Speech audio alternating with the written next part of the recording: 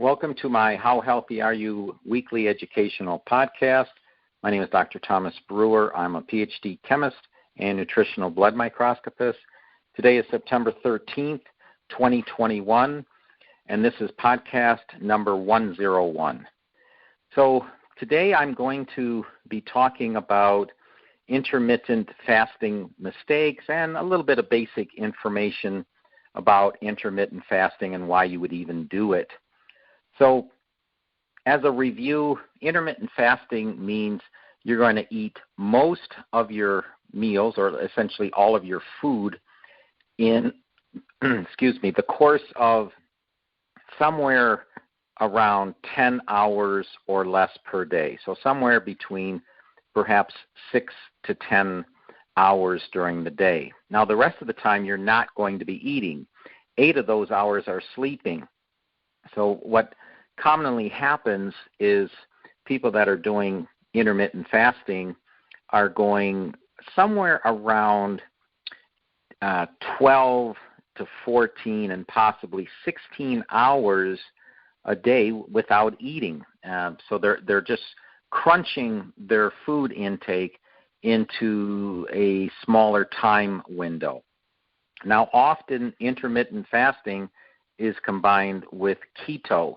Keto stands for ketosis. It's somewhat of a dangerous situation to be in for your body because it's when you're breaking down fats directly, and this can happen when you severely decrease your carbohydrate intake. So it's tricky to do keto correctly. I'm going to talk about the correct way to do it so you don't kill yourself and harm yourself, even if you don't kill yourself. So this is what happened to Dr. Atkins. The keto diet was originally the Atkins diet, and the founder, Dr. Atkins, actually died as a result of being in ketosis too long. So it's not something you want to do long term, but it's normally combined with intermittent fasting, some form of getting into a state of ketosis, perhaps not entirely. And so these are some of the reasons why you would do this. And one of the big reasons is anti-aging. You get a lot of gene activation that would be conducive towards anti-aging. The other thing is detoxification. Now, I talk about detoxification in the newsletter today, and one of the things you can do in addition to just these simple detoxification techniques is to combine these foods with intermittent fasting. So these would be some of the foods you would consume during intermittent fasting, and they're mentioned in the newsletter. In general, we do intermittent fasting to improve our health, to reduce inflammation, to even improve brain tissue. And all of this is happening because when you scrunch your food intake into fewer and fewer hours, you have more time to break down the cellular debris.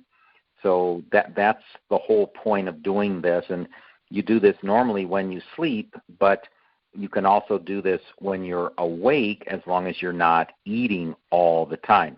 Now, something to point out, intermittent fasting is not something to do if you're young meaning typically under 30 and especially under 20, and if you're involved in sports, if you're an athlete, if you're lifting weights, this is not for you. In fact, you would do just the opposite.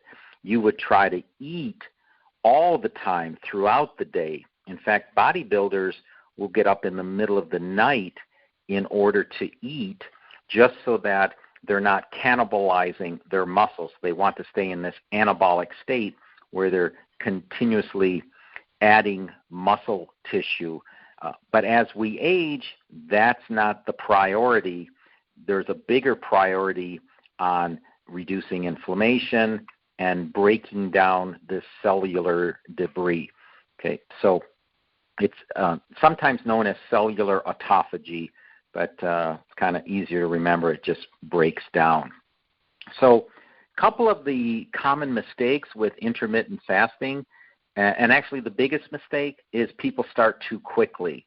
They go from eating perhaps in a 16 hours of being awake, they're essentially eating throughout those 16 hours, perhaps eating before going to bed, sleeping for 8 hours, getting up and eating. So they're really consuming food during a 16-hour window, and then they jump to the opposite. They'll jump to just eating for 8 hours and fasting for 16. So they never really let their body adapt. They jump in with too many hours, and really what you would want to do is give yourself 3 to 5 days to gradually ease in to the intermittent fasting.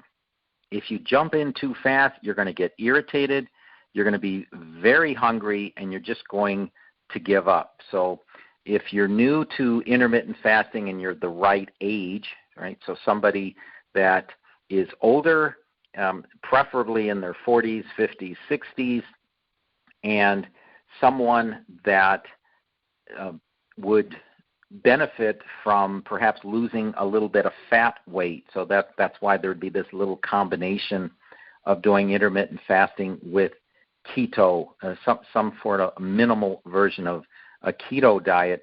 I would recommend starting off with just a simple 12 hours.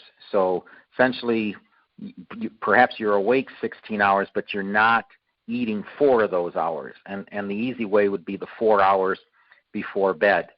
4 hours before bed plus the 8 hours of sleeping, that gives you 12 hours. Or some combination of before bed and waking up. And then move into the higher numbers where you can go 14 hours and 16 hours and then 18 hours, right? So if you go 18 hours without eating, you're only eating in a 6-hour window during the day. So that was the first mistake, starting too quickly. The second mistake is eating the wrong kind of carbohydrates. So this goes in with the concept of keto. When the body goes into ketosis, you must eat either no carbohydrates or the right kind. What I recommend is the right kind. I do not recommend decreasing your carbohydrate intake to a dangerous level unless you want to be like Dr. Atkins. So eating the wrong kind of carbohydrates will diminish the effectiveness of intermittent fasting. So the wrong kind of carbohydrates are the bad carbohydrates. So this is going to be rice, potatoes, all potatoes, bread, all breads. It will ruin your intermittent fasting for a few days, 1 to 2 days at least. And then it's going to take a while for you to get the benefit again.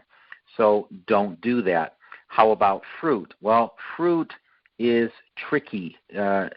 Fruit is on the bubble, but you don't want to consume a lot of fruit when you're doing intermittent fasting. It is carbohydrate rich. Now, especially what you want to avoid is sugar.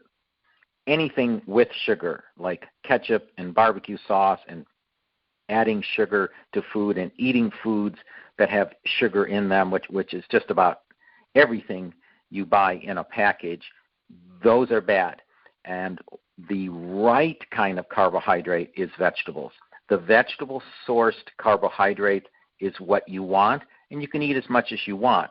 So in that respect, you're really not going into full-blown ketosis, just a partial form of ketosis, because you're getting carbohydrates from a very nutritious and a low glycemic index source. So these are low glycemic index carbohydrates. They come from vegetables. That is the right kind of carbohydrate to consume. The third problem is people will start doing what is known as a 5-2 plan. So instead of doing the intermittent fasting where they're just not eating for a certain number of hours every day, they do what's called a 5-2 plan. Very dangerous, very bad. So for 5 days, they eat anything they want, and then for 2 days, they only eat 500 calories. This is a dangerous system. It's destined for failure. It won't work, and you're just going to quit. 500 calories is not enough, after you've eaten anything you want to eat for 5 days. You're just going to be destined for failure. So don't do a 5-2 plan, 5 days of eating anything and 2 days of severe calorie restriction. In fact, calorie restriction is my next point, point number 4. Eating too few calories ends up in too low nutrition. So the food we eat is both fuel and nutrients.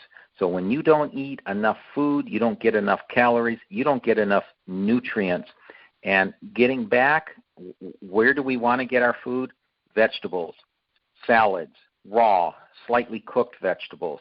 That way you'll get your potassium, your B vitamins, and your minerals. You won't be starving for nutrition because, remember, you're not going to be eating a certain number of hours every day, and those hours could be 12, 14, 16, 18 hours. Okay, the 5th point, and I've talked about this previously, is about low-quality protein. So these are the processed powder proteins people buy in the store. The worst is the processed soy protein isolate and all of the processed soy products, and including these proteins that end up in fake meats and things like that. They do not absorb well. I talked about this when I talked about eggs. The absorption of the protein and the conversion to lean body tissue is less than 20%. So as a result, you have an 80% amount of the protein that is going to stress the kidneys, because the kidneys are stuck dealing with those excess nitrogen atoms, and you make ammonia. Ammonia is very toxic. So the body expends a lot of energy getting rid of this undigested protein, or else it's very toxic to the body, very bad for the liver, and it causes a lot of kidney stress. So low-quality proteins is not the way to go. Well, number 6 is the trick. So the trick here for proteins, if you can, is to eat eggs. And eggs are very high-quality protein, but they're also high in nutrition. In fact, they are an incredible superfood. You want to get pasture-raised organic, or else you're going to lose a lot of the benefits.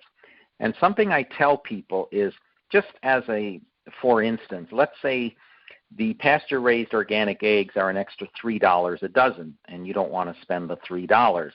That comes out to 25 cents per egg for this very high-quality protein and high nutrition. It's really the cheapest protein and nutrition you're going to have. So that's what I have for the intermittent fasting. I want to mention that there will be no podcast next week. So next week will be my holiday because I actually did a podcast for Labor Day. I want to thank everyone for listening. And as always, please don't keep me a secret.